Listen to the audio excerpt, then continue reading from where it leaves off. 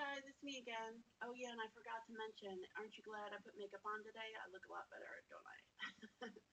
um, so this is a continuation of my last video, talking a little bit about the days that I was homeless and how that experience was. And believe it or not, it was a good part of my life. That's when I started to be happy again. And the anxiety actually subsided considerably when I was homeless. I know it doesn't make any sense, but I figured if anybody was going to hurt me, that would have been the prime opportunity to do so because I was out in the open. But I still maintained being safe, so that was good. Every day that I woke up, it was a cheerful day for me. But it's funny because one of my friends, he had found a not found, but someone had given him a blanket. It's like brand new. It was a Dora the Explorer blanket, and he's like, "Here, I brought you something I think you'd like." And he took it out, and I was so excited because I am like, if anybody that knows me knows that like I'm a kid at heart. I love like kid stuff because it reminds me of my childhood, and I had a very good childhood.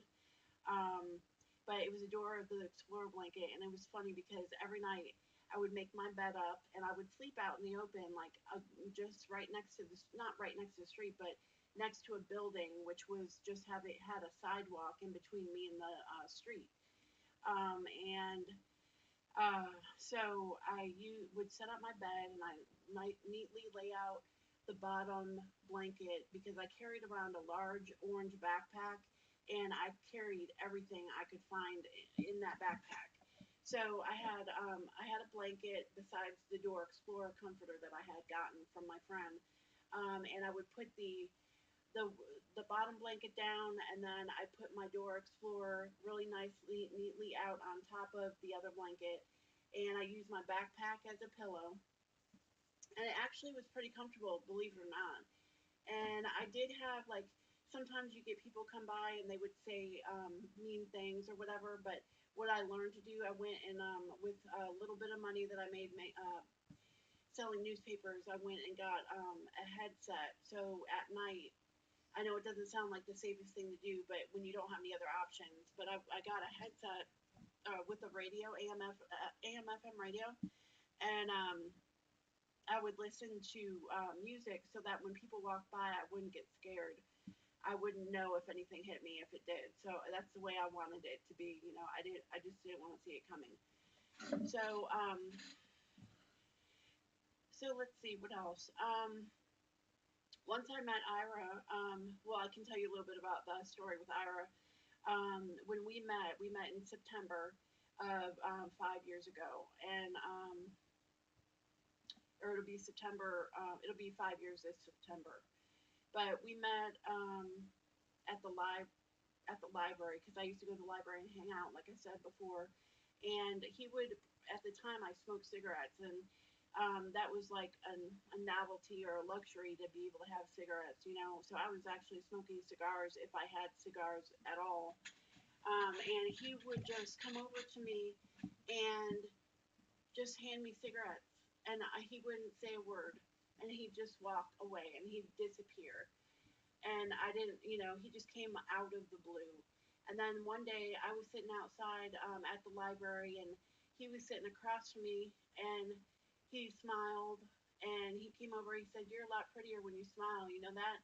And then from then on, we didn't start hanging out right then and there, but not long after that, because at that point he gave me a scratch off ticket that he had won $5, and he gave it to me so I could get cigars.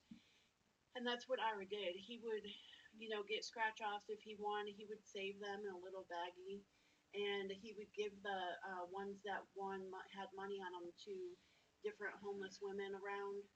And I'm just lucky enough that he chose me as his wife, which is awesome because he's a wonderful person. He's had a hard life. Um, so that's that. We started hanging out and stuff, and I had this one incident where this man was coming around the bus station in a wheelchair saying he needed someone to take care of him. So I thought, well, I'll take care of him. You know, we'll see how that goes. Well, that didn't go well. I told Ira where I was going, but like his phone went dead, and he had lost a charger or something, and so I had no way to reach him. And so I went to this guy's house, which I know it sounds crazy again, but I went, and it ended up that all this guy wanted was sex, and he was grossing me out, and I was like, no, I'm not doing this. So I told he was going to the veterans hospital the next day, and I told him I needed to go run some errands. Well, I left my stuff there. I don't know why I did, but I left my stuff there. But I had made the decision. No, I need to leave. So I went ahead and went on my errands, but then called him later and told him I wasn't coming back. And so that's that. So then the great thing about it is when I got back from that guy's house, I was looking all around town for hour, asking his friends where he was, and this one friend pointed me in the right direction. And he was sitting in one of the bus depots, and I was like looking. It was dark, and I didn't have my glasses, and I was trying to see what was ahead of me, and I was looking way in the distance, and all of a sudden I see this head pop out from the benches, and I realized it was him. Well, it was like a movie where you're walking in slow motion with your arms open wide to hug each other. That's exactly what we did. It was like just so natural. It was bizarre.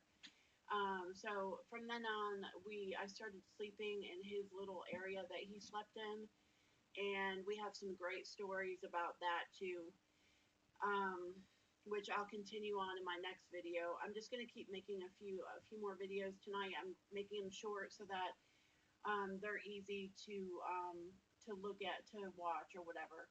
And please follow me on YouTube. Just subscribe to my channel, and I would really appreciate it if you could follow me, and you can get more cool stories coming your way. Okay, thanks.